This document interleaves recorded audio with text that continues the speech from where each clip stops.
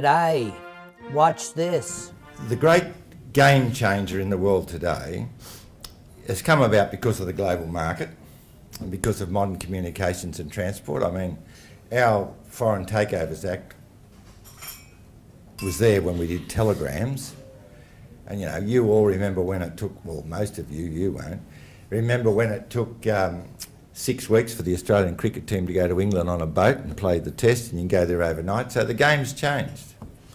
And one of the great changes in the game is foreign investment. Now, the people that'll jump up and say, but we've had it for 100 years, are right. Of course we've had foreign investment for 100 years.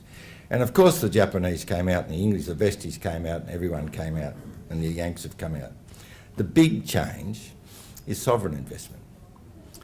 And I have to say that I'm chairing the inquiry into this, and it is changing the meaning of sovereignty.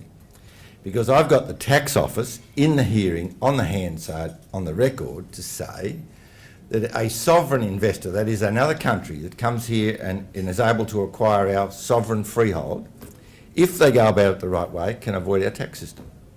And I won't take you through the technical side of that. Also, if they're not looking for a return on their money, if they want to secure a certain task, whether it's a food task, and bear in mind, barring a human catastrophe, 9 billion people on the planet by 2050, 12 billion people on the planet by 2070, and by 2070, China having to feed half of its estimated population, barring a human catastrophe, of 1.8 billion people from someone else's resource, bearing in mind that if all goes to plan, and if you watched Dateline there a few weeks ago and saw the huge environmental damage spread in China, that 30% of the productive land of Asia is predicted to have gone out of production, and 2/3 of the world live in that area. The food task doubling and the human displacement, which I could take you through where it is and what it means, but I won't, could be 1.6 billion people. Now, traditionally in Australia, we've seen agriculture as a given. And most people today go to Woolies and Coles and think that's where the tucker is. And let me have a shot at Woolies and Coles while I'm here. I know I'm probably going on a bit long, but they've just pulled out of the lamb market a month ago. Now this is about the cockies, and I'm a cocky. They've dropped the price of lamb 40% by not participating in the auction system. They're buying it out of the paddock. So you'll notice the price of lamb hasn't dropped in the supermarkets, but it's gone from about $5.80 on the hook a kilo to about $3.60. So they've dropped 40% of the value simply with the market power they got pulling out of the market.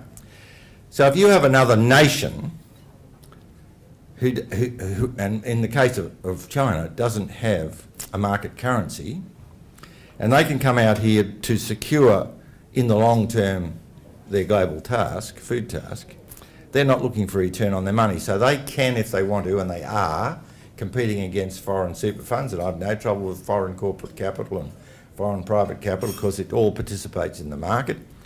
It is all looking for return to the investors. But if you don't need that, and as pointed out to the tax office, which they agreed, you can avoid the tax system, not participate in the market's supply and demand. You can distort the capital market, you can distort the supply and demand market, and you can avoid the tax system. So at some point in the future, if you allow enough of that to happen, you will lose critical mass in your revenue. Now, the point I wanted to make, and then I'll shut up and we'll get on with Jonesy's speech, is what used to be in the concept of what an army and a navy and an air force did, a foreign country in a place like Australia, which is not many countries are asleep like we are at the wheel, you can actually do with a chequebook. You don't need an army and navy, you just come in with your chequebook.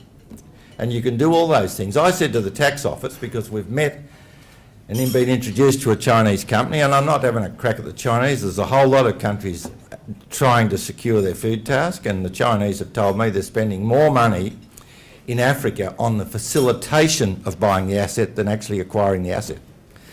But if you allow this to continue, we will be at risk of losing the critical mass of our revenue base. Now, I think what Australia's got to do, it's got to work out what we're doing now with our Foreign Takeovers Act, and John Phillips We brought him into the inquiry. 2 weeks later, he retired. He actually said to us, the inquiry, we need to revamp the Foreign Takeovers Act.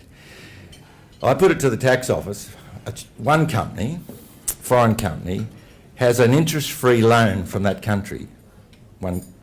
They've started a company, and it's a 30-year interest-free loan, and the asset they acquire in Australia will revert to the country as part of the deal in 30 years' time. And I said to the tax office, how would you what would the capital gains tax treatment of that be? And the bloke just looked there with a blank face. No idea. So there are a lot of challenges, and we have to be ever... And I mean, the people that don't think it through and get up, one of my favourite tricks with get up, because they don't really think the stuff through, is to give them something to think about. But if you think it through, we need to make sure that if we are to control our destiny, we keep an eye on the changing concept of sovereignty.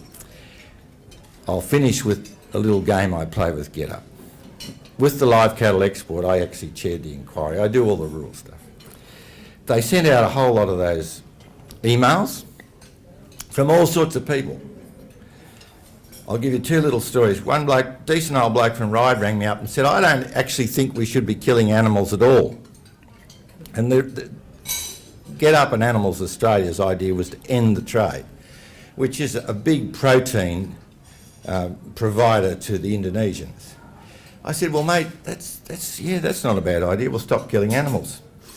I said, but what the bloody hell will we do with all the animals? Because unless you don't know, mate, if you keep the bulls in with the cows, you'll keep getting calves.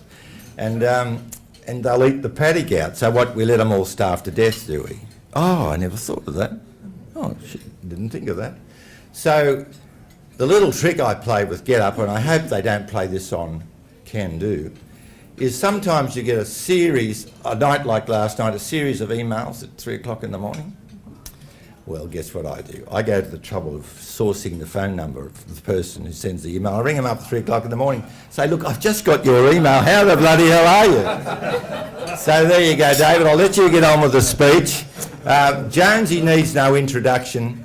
He is a passionate Australian.